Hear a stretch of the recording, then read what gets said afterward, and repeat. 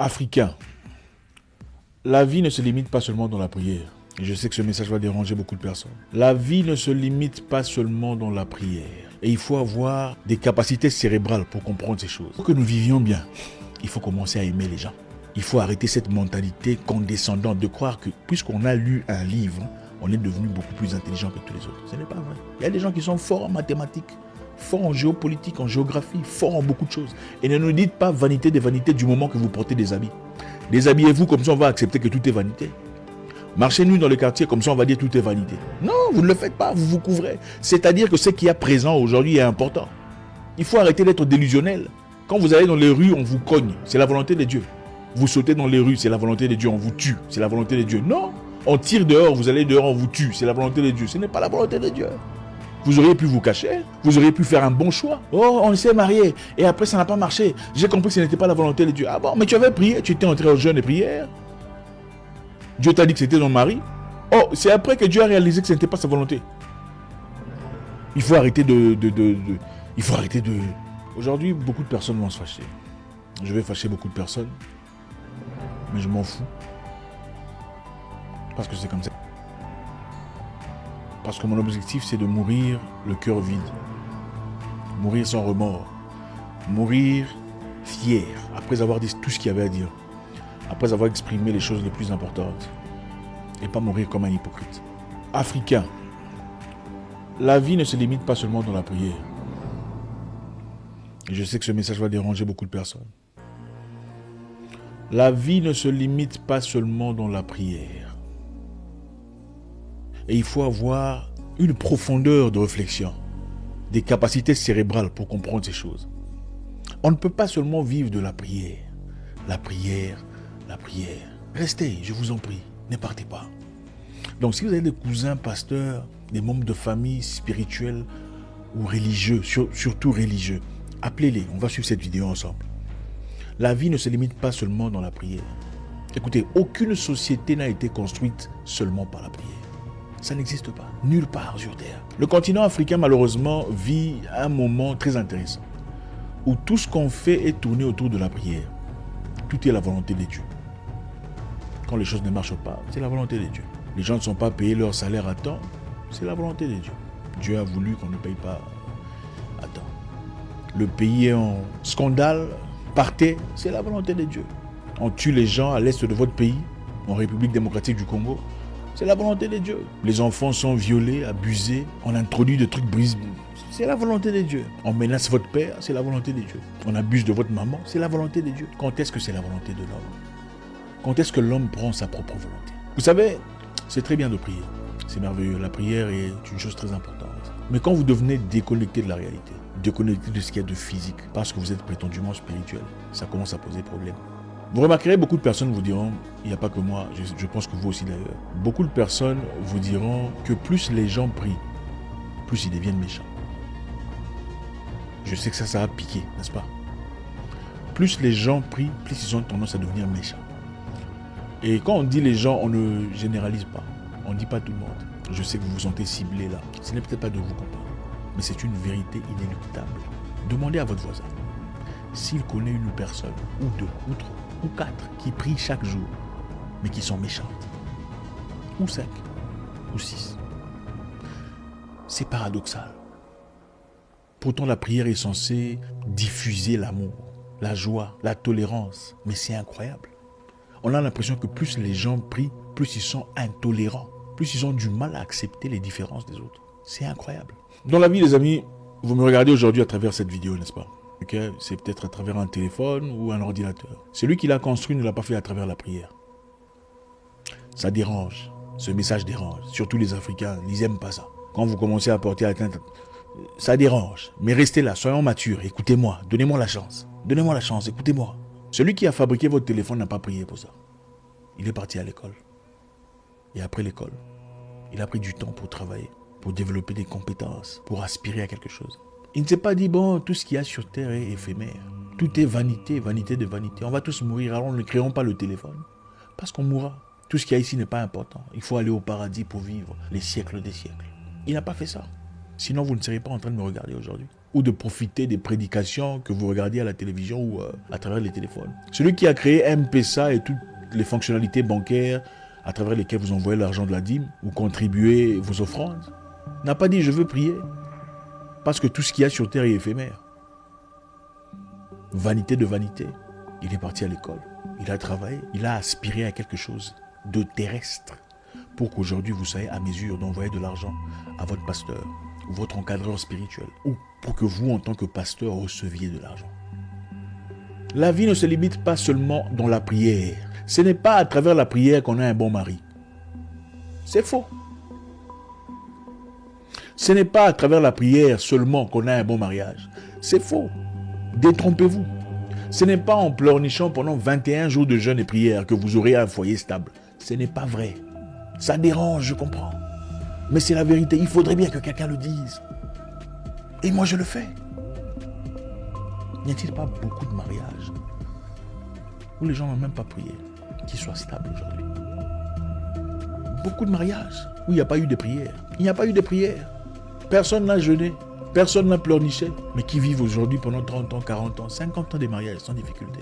Et seulement l'oncle, la tante, et les gens ici à droite et là-bas qui sont venus, sont mis ensemble pour essayer de contribuer. Tout a marché, tout a fonctionné. Donc ce n'est pas à travers la prière qu'on a un bon mariage. C'est bien de prier, c'est bien de se mettre à genoux, c'est bien de laisser votre avenir entre les mains de Dieu. C'est très bien. Mais ce n'est pas seulement ça. En plus de la prière, il faut une implication physique. Il faut la capacité de se comprendre. Il faut la capacité d'accepter qu'on a des défauts, on n'est pas parfait. C'est ça le plus grand problème de beaucoup de gens qui prient. Ils ont curieusement l'impression qu'ils sont devenus parfaits. Un subtil sens de condescendance à l'égard de toutes ces personnes qui ne vont pas à l'église. Ah, tu ne comprends pas. Ce sont des choses spirituelles, tu vois. Tu sais, quand tu nais de nouveau, il y a des choses que tu ne comprends pas. Une condescendance paternaliste incroyable. Très souvent déconnectée de la réalité humaine. Des fois, on a tendance à croire que c'est une pathologie. Revenons sur terre. Le paradis, c'est bien. Mais avant d'arriver au paradis, il faut s'appliquer ici sur terre. Si seulement le paradis était important, pourquoi Dieu nous enverrait sur terre? Ça servirait à quoi? Un Dieu aussi grand, aussi intelligent, aussi majestueux. T'envoies sur terre pour aller papoter, et puis ensuite aller... Donc tu vas souffrir sur terre, tu vas pleurnicher, pleurer, crier, toutes les larmes du corps. Mais après, bon, voilà... Après, le résultat sera au paradis, c'est là que tu seras heureux. Mais bon, au paradis quand même, pour les chrétiens, tu ne connaîtras pas ta femme. Donc le bonheur que tu as connu avec ta femme, c'est fini. Hein. Si vous êtes battu ici, là-bas, vous ne pouvez pas arranger les choses. Les enfants ne seront pas vos enfants. Donc voilà, chacun sera dans son coin. Ça dépend de la version. Chez les musulmans, c'est peut-être un peu différent, mais bon. Revenons sur terre. Comment est-ce possible dans des nations, j'ai vu dans un pays, là, dans un quartier, une ligne, 37 églises dans une section. Comment est-ce qu'on peut justifier ça? 37 églises. Avenue, je ne sais pas moi, 37 églises. Chacun prend son microphone ou son parlophone ou son speaker qui ne regarde pas, qui n'est pas dirigé vers l'intérieur, mais vers l'extérieur. Comme si c'était une compétition de gagner la clientèle. C'est incroyable. Finalement, ceux qui sont à côté sont incapables d'entendre ce que le pasteur dit. Chacun essaie de booster le volume à 100%. C'est quoi ce théâtre? Les amis, revenons un peu en arrière. Ne soyez pas émotionnels ou émotifs, excusez-moi. Soyez un peu logiques et intellectuels. Un Dieu qui se respecte, un Dieu fort et puissant. Pourquoi aurait-il tant des églises comme ça, différentes selon leur couleur? Ça n'a aucun sens. Sont-ils en train de prier le même Dieu? Pourquoi ils ne se mettent pas ensemble pour prier le même Dieu? Pourquoi? Ah, il paraît que chacun a sa vision. Chacun a sa vision. Mais quelle en est de la vision de Dieu, celui que vous priez? Ce n'est plus la vision de Dieu, c'est question de votre vision à vous. Beaucoup de personnes sont égarées comme ça. Vous verrez les églises, les choisis des dieux, là où la parole descend. L'élu de Dieu. C'est quoi Excusez-moi, vous n'allez pas m'aimer aujourd'hui, mais je vais vous dire la vérité. Plus on prie, plus les dons deviennent méchants. Vous verrez beaucoup de gens, parmi ceux qui prient, beaucoup de gens dont leur famille ne vont pas chez eux. Parce qu'apparemment, ils sont tous devenus des sorciers, des criminels, des méchants, des démons, tout ça. Ce n'est pas normal. Pourtant, la Bible prêche l'amour. Aimez-vous les uns les autres comme je vous aime. S'il y a un seul commandement qu'il faut retenir, c'est l'amour. L'amour du prochain. L'amour, ce n'est pas seulement aimer ceux qui sont dans votre église. L'amour, c'est aimer les créatures de Dieu. Même ceux qui pêchent, d'après vous, sont des créatures de Dieu. Ce ne sont pas ceux qui disent Seigneur, Seigneur qui rentrent dans le paradis. Vous viendrez vers moi et vous direz Seigneur, on a chassé des démons, on a fait tout ça en votre nom. Et je vous dirai, je ne vous connais pas. Car quand je suis venu vers vous, vous m'avez rejeté. J'étais nu, vous ne m'avez pas couvert. Beaucoup de gens prient mais sont incapables d'aider leur prochain. Les gens à côté, les gens en difficulté, les gens de leur famille. Tu as de l'argent, mais ceux qui sont en difficulté, tu n'aides pas. Parce qu'ils ne viennent pas dans votre église. Quelle dictature! Vous savez, Dieu avait raison de ne pas accorder à un seul Africain la capacité d'ôter la vie à une personne. Sinon, beaucoup de personnes seraient mortes. À cause de la partialité et l'inacceptance des différences parmi nos communautés. Le président dans votre pays n'est pas nécessairement la volonté de Dieu. Quelquefois, c'est par votre inactivité, votre manque de confiance, votre manque de courage de prendre les serres de votre propre pays. Tout ce qui vous arrive n'est pas la volonté de Dieu. Ah oui, Dieu vous a accordé le libre choix. Quand vous allez dans les rues, on vous cogne, c'est la volonté de Dieu. Vous sautez dans les rues, c'est la volonté de Dieu, on vous tue, c'est la volonté de Dieu. Non, on tire dehors, vous allez dehors, on vous tue, c'est la volonté de Dieu. Ce n'est pas la volonté de Dieu. Vous auriez pu vous cacher. Vous auriez pu faire un bon choix. Oh, on s'est marié. Et après, ça n'a pas marché. J'ai compris que ce n'était pas la volonté de Dieu. Ah bon, mais tu avais prié. Tu étais entré au jeûne et prière. Dieu t'a dit que c'était ton mari. Oh, c'est après que Dieu a réalisé que ce n'était pas sa volonté. Il faut arrêter il faut arrêter de blaguer avec les gens comme ça. Reprenons le sens de la bonne moralité. L'intégrité d'esprit. Pour que nous vivions bien, il faut commencer à aimer les gens. Il faut arrêter cette mentalité condescendante de croire que puisqu'on a lu un livre, on est devenu beaucoup plus intelligent que tous les autres. Ce n'est pas vrai. Il y a des gens qui sont forts en mathématiques, forts en géopolitique, en géographie, forts en beaucoup de choses. Et ne nous dites pas vanité des vanités du moment que vous portez des habits. Déshabillez-vous, comme ça on va accepter que tout est vanité. Marchez nu dans le quartier, comme ça on va dire tout est vanité. Non, vous ne le faites pas, vous vous couvrez. C'est-à-dire que ce qui est présent aujourd'hui est important. Il faut arrêter d'être délusionnel. Il faut arrêter de vous mentir à vous-même. Encore une fois, ce message n'est pas contre la prière. Ce message est contre les hypocrites qui se cachent derrière la prière. Les gens qui prient, mais ils ont toujours des ennemis. Tout le monde est ton ennemi. Ah, lui là, il est comme ça, il a changé. Tout le monde sont des ennemis. Vous faites des histoires en secret, des mariages en secret, des trucs en secret, pour que les gens ne sachent pas, de peur qu'on vous maudisse. C'est incroyable, moi je n'ai pas vu ça dans la Bible. Oui, il ne faut pas donner de l'argent à tout ça aux mendiants. Il va te fermer, il va te bloquer spirituellement. C'est écrit dans quel verset biblique? Pourtant, on dit qu'il faut aider ceux qui sont en difficulté.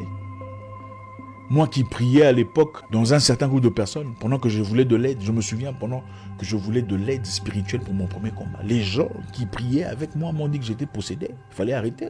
Ils m'ont rejeté. Ce sont des gens d'une autre religion qui m'ont encouragé, me disant va de l'avant, on va te soutenir. Mais après avoir réussi dans ce domaine, après avoir fait quelques billets, ces mêmes personnes sont venues. Oh, frère, tu vois, on a besoin de ta contribution, on est en train de faire des constructions. Mais quand je suis venu là au départ, j'étais possédé par des démons. Maintenant, c'est l'argent de construction démoniaque que vous voulez.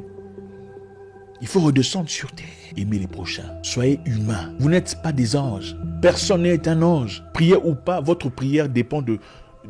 Écoutez, Dieu n'exauce pas nécessairement les prières qui sont criées par un microphone. Dieu regarde le cœur. C'est le cœur qui est plus important. Ce n'est pas ce qui dit Seigneur, Seigneur qui hériteront le royaume des cieux. Ce n'est pas ceux qui récitent inlassablement des versets qui sont en crainte véritable de Dieu. C'est faux. Beaucoup sont hypocrites. Beaucoup sont impudiques. Oui. Ah oui, oui. Beaucoup sont manipulateurs. Beaucoup sont escrocs. Et quand on dit beaucoup, on ne généralise pas. Encore une fois, les Africains, beaucoup veut dire plusieurs pour ceux qui n'ont pas de dictionnaire. Votre business ne marchera pas seulement parce que vous priez. Désolé de vous décevoir. Le business fonctionne quand on est méthodique dans son système. Stratège, on sait comment s'y appliquer, on est gentil avec la clientèle, on ne dépense pas inutilement son argent. C'est comme ça que le business fonctionne. Vous pouvez prier, crier comme vous voulez, ça ne marchera pas. Votre business ne marchera pas parce que vous allez appeler votre salon de coiffure la gloire de Dieu. C'est fort. Ou vous appelez votre boutique El Shaddai. Ça ne va pas marcher si vous ne vous appliquez pas correctement. Si vous ne vous y mettez pas, vous ne vous renseignez pas. Vous n'allez pas recueillir les informations nécessaires pour avancer. Il faut s'instruire. En plus de la prière, ajouter quelque chose. La bienséance, le bien-être, l'amour des autres, la connaissance, l'étude. Le mari qu'il vous faut n'est pas nécessairement dans votre église. Désolé de vous décevoir. Et ce n'est pas parce que le pasteur dit que votre mari, ce n'est pas totalement vrai. Il n'est pas Dieu. Le pasteur n'est pas Dieu. Désolé. Votre pasteur, n'est pas Dieu. Dieu parle à qui il veut. Il bénit qui il veut. Il donne de l'argent, des capacités, des maisons. La paix à qui il veut, la sagesse à qui il veut. C'est ça la vérité. Ne perdez pas ce sens-là. On a vu beaucoup de personnes rejeter les membres de leur famille, rejeter leurs parents, mais en priorisant leur papa, pasteur.